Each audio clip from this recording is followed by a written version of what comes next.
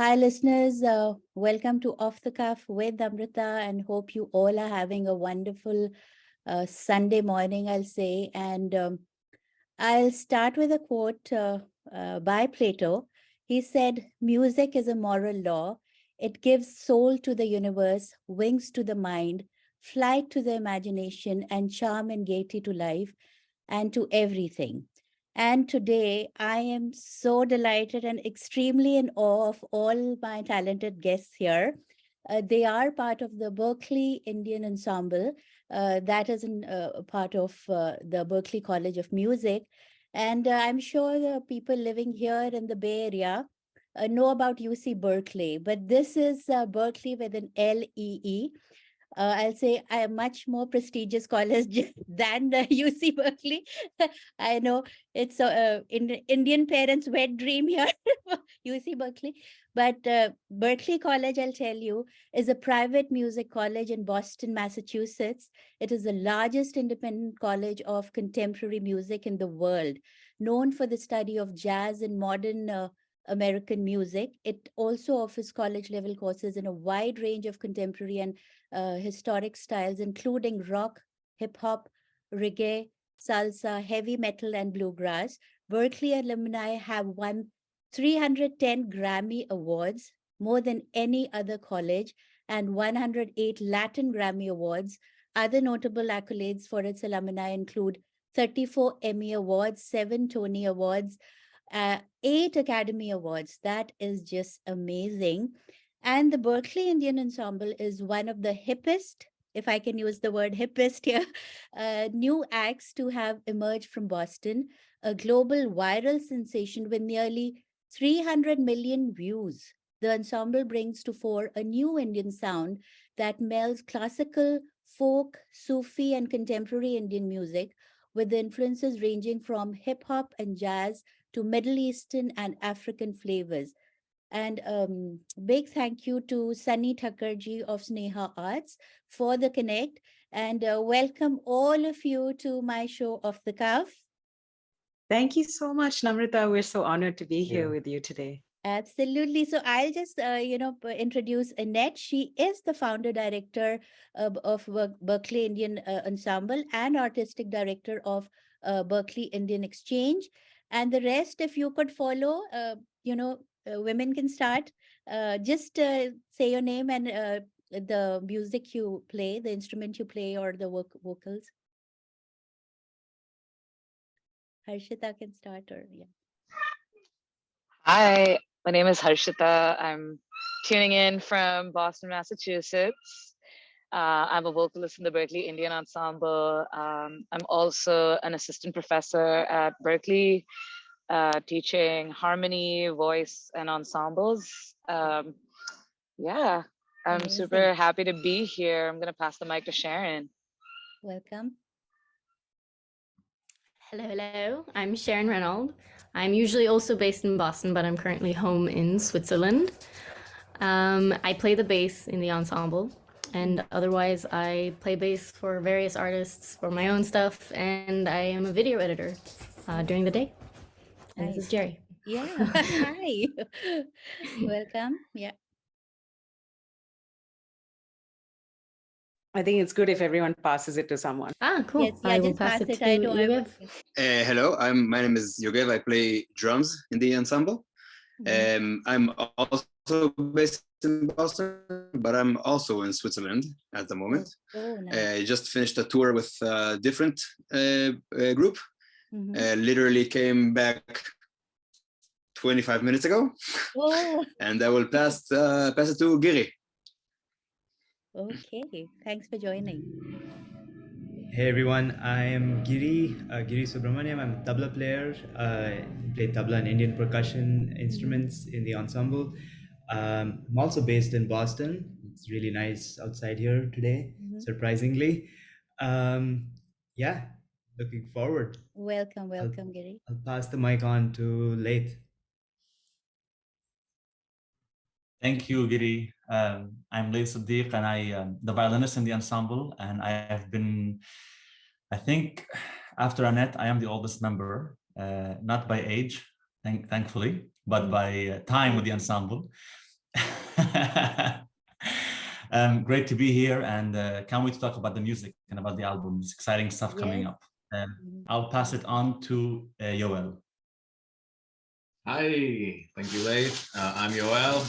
I'm originally from Israel, also based in Boston. There's a trend here happening. And I play guitar and bouzouki for the ensemble. Oh, welcome. Yeah, I will pass it to Rohith. I will break the trend. I'm Rohith.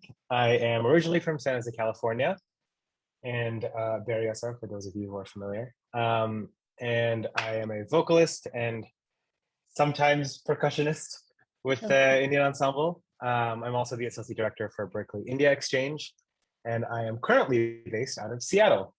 It is not as nice out here as it seems to be in Boston. We just hit our gray and gloomy season, so it's been very dark for the last few days, and I think it's going to be like this for a few months. I know Seattle. It's a long, duration of gloomy days there, I've heard.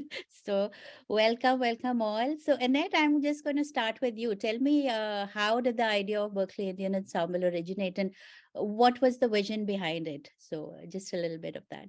Yeah, so I joined as a faculty member in 2010 and was asked, if you have a blank canvas, you want to do anything new, what would you do?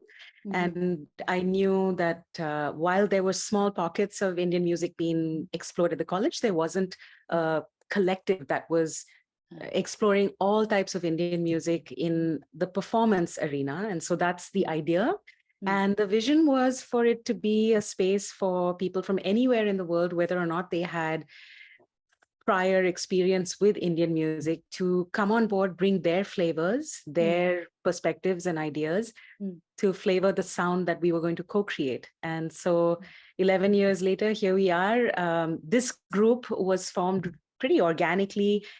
This is the group of people that somehow just kept coming back and kept being invited or just stayed in the group. And we're really excited to be starting our next 10 years. And more, I'll say, because what you guys are doing is just amazing. I think everybody around the world is connecting to your music, and that's the beauty of, Berklee Indian Ensemble, I'll say. But to, to the people here, the part of, BIE, I'll say, what did you learn about yourself by being a part of Berklee Indian Ensemble? Any interesting cultural exchanges that impacted you personally and musically? So, who'd like to take that? I can start. I think, first of all, cultural exchange is probably one of the biggest things that are happening at Berklee, and specifically in the ensemble. I feel like we've been having so many people from all around the world. It's definitely not exclusive to just Indian people in the ensemble. And I've learned so much about Indian music throughout the years, and also any other kind of music, more so like Arabic music from Layth, for example, and things like that are amazing. And the connections between people that are being made in the ensemble are super amazing, and they're lifelong friendships and musical connections. And I think for me, to your question of how it kind of came about to my identity, I think as an Israeli, I was kind of maybe more happy to share my background and things that maybe when I lived back in Israel and was studying there, I was like, I want to do rock and jazz and all this kind of, Western music. And then when you come here, you see your own uniqueness from that kind of evolves around where you're from, and you can bring it out, and you see how nice it is to blend that in the mix of this awesome thing that we created together. Wonderful. Anybody else? Yeah, I think I'll take it from a different angle than what Yoel shared. When I came to Berklee, I was 18 years old, and sometimes when you join that young, you're a bit lost a little bit about what you want to do, and maybe you're like a sponge trying to learn as much as possible.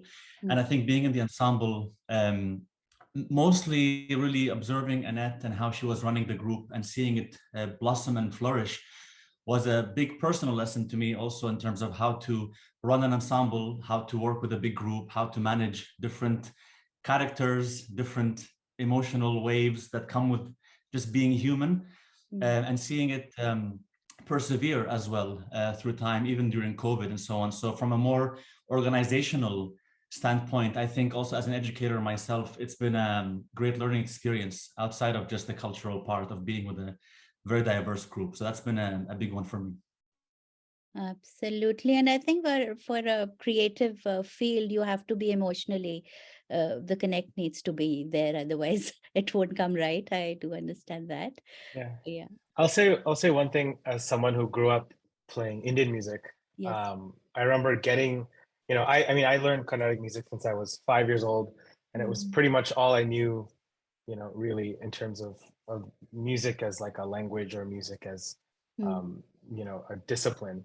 And I got to Berklee, and I remember someone telling me after I saw the Indian ensemble perform actually at my orientation, I remember someone saying, "Oh, maybe don't join the Indian ensemble. You seem to know a lot about Indian music already. It may not be something that would be beneficial to you. You'll just be treading the same things again." Yes. And somehow or the other, I ended up in the Indian ensemble a few weeks later, and you think, you hear Berklee Indian Ensemble, oh, it's Indian music, and that's kind of what they do, and that's you have a sort of assumption about what that might be if you haven't heard the music or seen the videos. And I feel like what I have taken away so much more from Indian Ensemble outside of just Indian music is, like you mentioned, all these other cultures of the people that are in the group. I have a duo project with Layth, which is Indian music, of course, and what I bring, but it's so much more than that. And each person in the group brings a background from a completely different place, and we all learn. It's more than just Indian music. It's like Indian music is just like the funnel through which everything goes and comes out. But the insane diversity of everybody in the group, I feel like, is really what I have been changed by, and my music has been changed by that, and like my sort of outlook on the world. So yeah, it's really like a global group. It is. That's wonderful to hear. And, anybody else, or I'll just, let's talk about the album now, Shuruaat, which is a debut album with 98 musicians from 39 countries. Really, it's a treat for music lovers. And I've been hearing it, on the go now. It's just wonderful. So tell me, how did this come about? Because it's such a diverse album with, Sufi, Ghazal, Tamil songs, Malayalam, and, for us also, people in India, there's, we are not exposed to diversity in music. We will, if we are in the north, you'll be listening to Hindustan or whatever, Indian, or so, music is living in silos, I'll say, even everywhere. So what you guys are doing is so amazing, and Shuruaat is, I will say, just the beginning. So we are hoping to, hear more from you. So tell us about the album, Shuruaat.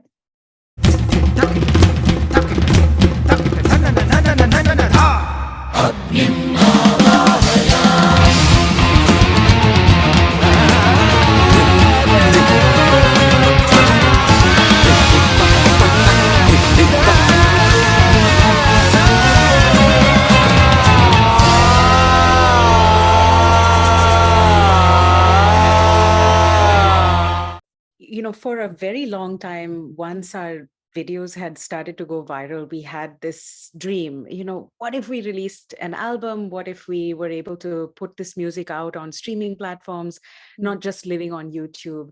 And when we hit the 10-year mark, it felt like, well, now's the time. And of course, what most people don't know is behind the scenes, there are rights to be procured, there are contracts to be signed. There's a lot of music industry protocol that needs to be taken care of and really honored and respected. And also a lot that we needed to educate ourselves on, including the 98 people who were part of it. Yeah. And so it took us about 2.5 years to finally put it all together. And we're delighted that the album Shuruaat not only celebrates and honors the 10 years that we have completed as a family, but also gives a glimpse into the future direction of the ensemble and the sound of the touring entity that is, that has kind of evolved organically from the almost 500 musicians who've been part of this since 2011. So the album album itself has 10 songs. It includes 4 originals. One of the composers is here today. Sharon's song Akash is also featured. Plus, we have some of our, amazing collaborators, including Zakir Hussain, Shankar Mahadevan, Shreya Ghoshal, Vijay Prakash, and the duo Shadow and Light. As well as we have these 2 tributes to Shakti and Remember Shakti. We're all fans of these 2 amazing super groups. And we're happy that the album encompasses, different languages and all these different people and their ideas. And we're just hoping that it gives people joy, it moves them. And it was a true labor of love. Yeah, and it shows, and you know what, I saw the videos and I saw Rohith, especially with Shankar Mahadevan. How was that working with stalwarts, like Shreya Ghoshal and Shankar, and and anything you'd like to share about that? Yeah, I grew up listening to all of this music, and I think Shankar Sir's residency was the first one after I had come back to Boston to work with BIX, with Berklee Indian Exchange. And we had, in the previous semester, just started messing around with this song that you're talking about, 5-piece band, which is also on the album. And there's actually a funny story. The guitarist, Aleif, who has Indonesian and Malaysian background, and he, was saying, "Oh, I kind of know the vocal solo a little bit that Shankar Mahadevan does in the song." And I was like, "Oh yeah, I know a bit of it too." And we just playing it in the middle of rehearsal, and then we just kept going. And then turns out both of us knew the whole thing. And the band collectively decided, let's turn this into a part of the song. And it became this really, I think high energy is like an understatement. Like a very intense arrangement. It's really fun to play. And that music video that we recorded, I think we recorded at probably 8 or 8:30 in the morning. It was in the middle of Shankar Sir's residency, so we were rehearsing nights before, but we all met early in the morning to sound check at the performance center, and we just did 3 or 4 takes tops, I think, and it was done. It's one of those songs that you just go and you feel it, and whatever you get is what you get. Shankar Sir said songs like this or solos are like a one-way street, so there's really no going back in songs like this. You just go, and I'm not going to speak for anyone else, but I was very honored to sit on that stage with him and play that song. And he's so encouraging. He would smile and look at you during solos or during the piece, and gesture before someone's solo to say, hey, look at them. And he's just a very, very kind person. And I think every artist who's come through and worked with us over the years, Shreya Ghoshal, Zakir ji, Vijay Prakash, Rahman sir, everyone has been encouraging and has really understood sort of what the spirit of the program is and what the spirit of the ensemble is. And I think everyone has kind of fallen right into that and felt that. And I think you hear that in the music. And we're just, Yeah. And you guys were in a flow, and the smiles and all that was very contagious to see, I'll say.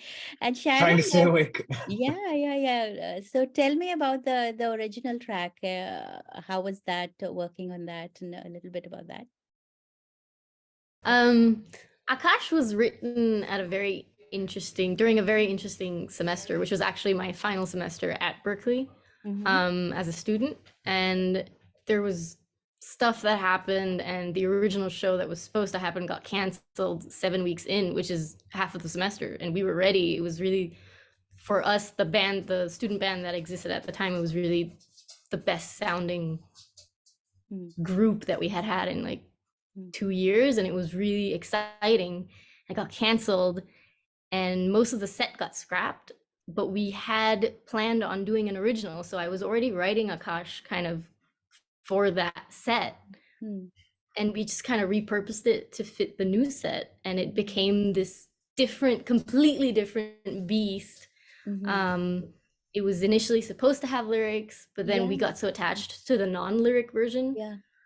And while I am Indian by blood, I grew up here. I don't speak Tamil. I don't know the language. So when it was left to me, I was like, oh, I can't do that. So we just kind of stuck with the syllables. It was lovely though, yeah. I'm so glad. And yeah, it's just kind of that set that we ended up playing. It was very emotional. It was very, the whole thing was a story, and the set was actually called Untold Stories. And Akash's role in it was after you break, how you start building yourself up again, which was, it felt really strong for that semester because that's exactly what the whole band went through. We learned this entire set, it got ripped to shreds, and we rebuilt the set, and it honestly, it was so much better than the first set, and it was really fun. And then we toured that set, I think, for the whole next year because people loved it so much, and it was really fun. So yeah. Absolutely wonderful. And I will tell all the listeners, I think it's available everywhere. Shuruaat, album by Berklee Indian Ensemble. Annette, where I think you'll know all the platforms, so you can just everywhere that you can get music. So Spotify, Apple Music, Amazon, Deezer, Tidal, Ghana, Savan. What am I missing? YouTube, of course. YouTube, of course. Yes. The YouTube is the videos are always lovely, and I was just wondering how you guys do the videos, because the makeup and the costume or the dress you wear are so on point. So who is in charge of your videos? Because for me as an audience, I feel what pulls people to your videos is because it's so engulfing, and it's so aesthetically done. So just a little bit of what goes on into making such beautiful videos. Obviously the music is the main part, but you all look so lovely and so much into it. So anybody who's not spoken. Harshitha, I enjoyed your songs too. So there is one. So I mean, it's always an interesting journey figuring out what the look is going to be for each video. I think it always starts with, okay, what's the vibe of the song? Okay, what colors? And then once we kind of like figure out what the color scheme is, it's really about everybody bringing a piece of themselves into the look. So not everybody's wearing makeup, not everybody's wearing like the same outfit, not everybody's wearing even the same genre of outfit, if you want to say. So like I tend to do sort of like a mix between like Indian and just completely off the wall. I don't know. I wore a button-up shirt with an Indian skirt for Unnai. So because I grew up in Nigeria, even though I'm Indian. So I've gotten to explore what it means to be Indian to me, through like my outfits and my looks in the ensemble. Rohith, grew up very like almost like in the Mylapore of the US. so he's, like embraced the Veshti look. But yeah, I mean, there's never been like a prescribed thing. It's really about like, how do you want to express yourself? Yeah. And what it means to be in this ensemble. And, we love the space that gives us. We just use like a palette, and then we all kind of like bring whatever feels us to that space. And I think because it's so authentic, it translates. It's really nice to hear that it translates into like something that the audience is also receiving. Absolutely. Because it's in some ways a little unintentional in like how, we do it. Oh, okay. Yeah. I guess there's a little bit of irreverence there. Yeah. And you do call yourself an educator and an activist, Harshitha. So how do you use music as a social tool? This for you? It's constantly evolving. What I have to say, what I'm feeling is changing constantly based off of what's happening in the world. But I believe really strongly in mental health advocacy and in raising the voices of underprivileged folks. So in Boston, I do a lot of social work and volunteer work, but then I also work with a Indian arts community called Care Spaces, providing peer support for artists who are engaged in the Indian arts. Yes. And so, in many ways, I feel like music is the common, sort of common ground. But there's so much that we can explore in terms of like the well-being and mental health of our community as artists, but also the people who listen to our music. So, going forward, we have plans of connecting with the different communities in different cities that we're touring in. We have plans of, we have lots of plans. Absolutely. And, Annette did say that she sees the band's function as one of bridge building, a freewheeling approach to musical cultures that prioritizes the people who make them rather than the restrictions of the genre or form. And that's where I really loved, this about BIA, because you're putting classical folk, on the same platform, and which is, in India, there is a hierarchy or in music too. Many times classical singers look down upon bolly music or any kind of, there's a Carnatic musician, T.M. Krishna, I think Rohit might know about.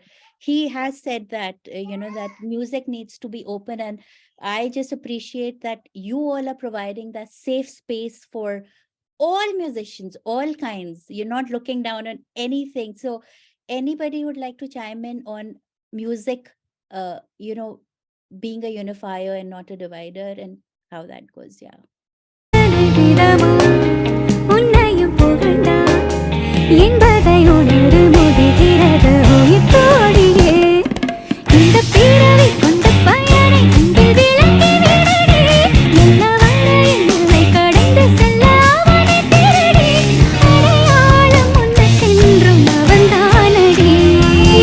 It's funny. Earlier, Layth, when he was talking about his experience in the ensemble, my experience in the ensemble, I think I was also 18 or 19 when I got to Berklee, and I joined in, my first or second semester. And up until that point, while I grew up in music, my parents are musicians, I was always a student, and I was always doing as told, and I was always reading the sheet music. And I think the Indian ensemble was probably the first place where musically I felt like I had a voice, where I started to arrange and my ideas would happen. So what I'm thinking is suddenly being played by someone else other than me. And I guess it builds and it spreads. And I see the younger, once I was in my 7th or 8th semester, I see the younger generation pick it up from us and then other. So for me, I guess that's how I would see music uniting and music helping grow and just build confidence that wasn't there, which is a really weird thing because Berklee might not always be the place to do that, but the Indian ensemble definitely was. Wow, amazing. Anybody else felt, Yeah, and for me, sorry. Yeah, go ahead.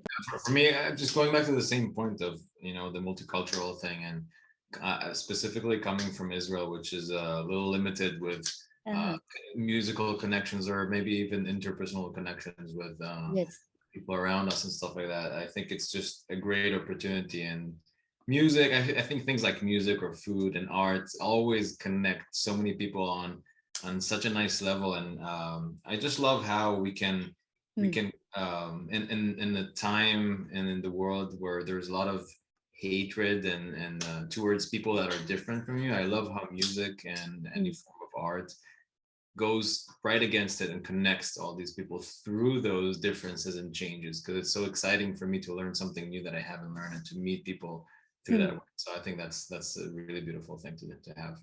Yeah, and music goes back, I don't know, back in history, if you say ancient history, and throughout history, music has been used in spiritual ceremonies in the form of a cappella, chants, drums, amongst others. So, I would like, and I'm talking in terms of spirituality and not religion, where, I believe spirituality is knowing yourself better. So to anybody who's not, what's been the most gratifying part of being a musician, who's not answered, for anybody? So just to clarify, I actually didn't go to Berklee. Okay. So I'm sort of an outlier in this group. Okay. And I'm just a tabla player with a day job. That's what I thought. And but it turns out that you can play tabla and you can move from it being a hobby to sort of more than that and even more. And I think with this group, because of this group, despite other things that have happened, this has sort of given me that opportunity to continue to do that. And sort of answer your question, as a tabla player too, you don't get many opportunities to play outside of your sort of traditional upbringing. Yes. Even to do sort of play tabla in South Indian Carnatic music is sort of a very unheard of, very barrier breaking, although it's all one country and one set of people. But this group sort of, for lack of a better word, true fusion music. I think they do it really well. We do it really well, and it's sort of this beautiful intercultural exchange. I know some of these guys have watched Dil Chahta Hai when we were playing those songs. Oh. As a tabla player, I've learned things about Middle Eastern percussion and other concepts in jazz, which without going to Berklee, I've gotten for free. So lot of intercultural exchange. Yeah. I know the way you guys are operating, and I had interviewed, I think he's called Prasanna Ramaswamy, and he's an alumni there, and he plays Carnatic music on guitar, which is so amazing.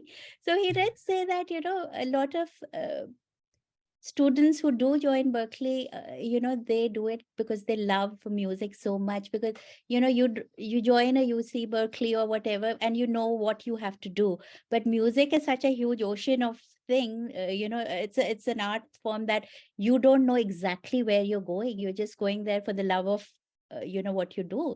So I just want to know, like, for the instrument, does the instrument pick you, or you pick the instrument? How does that go? How do you choose as to what you want to do in music? So specifically for me in drums,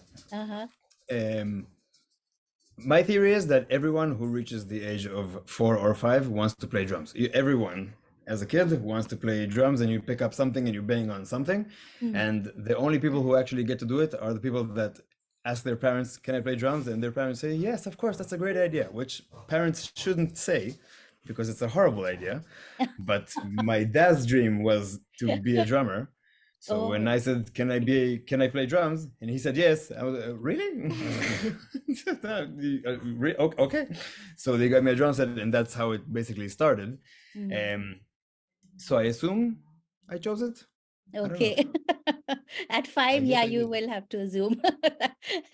But then I guess slowly the noise gets into melody, and that's where the magic lies, I think. Yeah.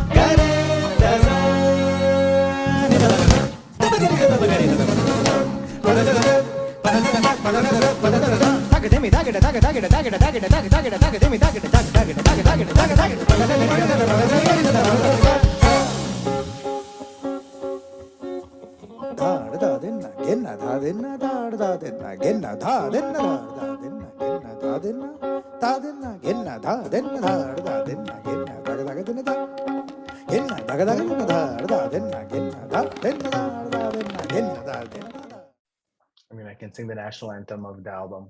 I used to do Oh, these Instagram lives. This is a joke. I used to do these Instagram lives in the pandemic, and someone or the other would always ask for some section of Unne Kanadanan. And then it started becoming a thing 3 or 4 weeks in. It's like, oh, can you sing the national anthem? oh. It's just Unne. Yes.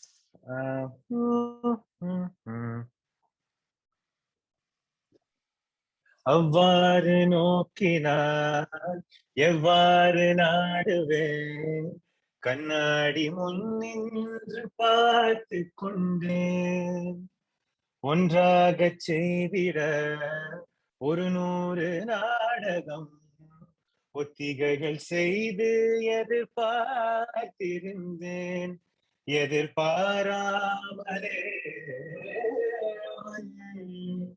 எதிர்பாராமலே ஓ பின்னிருந்து வந்து என்னை பம்பரமாய் சுழற்றி விட்டு உலகுண்ட பெருவாயன் என் வாயோடு வாய்ப்பதித்தான் உன்னை காணாது நான் இன்று நான் இல்லையே விதையில்லாமல் வேறில்லை. Shukriya, I know it did. Thank you, Shukriya. Thank you. So Stole my Annette, solo, yeah, Rohith. amazing. I know whatever Zoom could do. Yeah. So in the end, Annette, what's coming up? I know you will be having concerts in 2023. Tell us about what's coming next. So a couple of exciting things. One is that we submitted Shuruaat for the Grammys, and we will soon hear what happens. And we are hoping to manifest something cool. Either way, it was really fun. It was great to have a deadline by which to get the album out. So thank you, Grammys.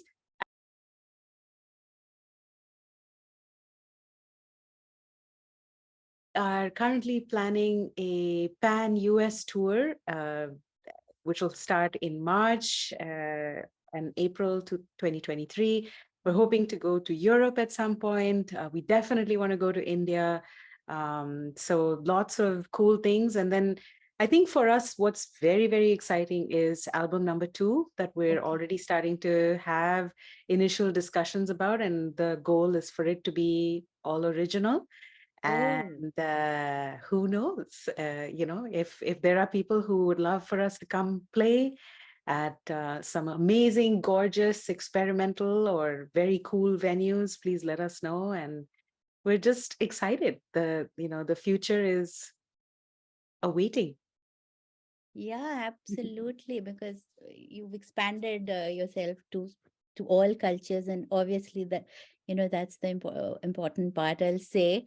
And I think concerts are the way to go now. People are more wanting more in person and live shows rather than we've been cooped in our homes for so long. And I think that I wish you all the very best for that. And I know you all are stars. I guess I'll put it up on the post, and please follow everybody here. They have thousands of followers, and I did check whatever I did on your Instagram, and they're amazing, wonderful artists. Annette, thank you so much for joining on Bolly. And we want to see you in the Bay Area performing for a concert, and I know it's going to be sold out like that. So thank you and take care. Any last words, and we'll leave. Thank you so much, Namrita. And, because of you, we all also got to see each other, at least on Zoom. And so you have given us a gift, because we're all in different countries most of the time. So we're so grateful. And we really want to thank our loyal global audience for being so kind and so encouraging, so supportive. Please help us by continuing to listen to independent music. And if you have an idea that sparks joy in you, we hope that you'll follow that instinct. We're so grateful that we're a family and we get to do what we do.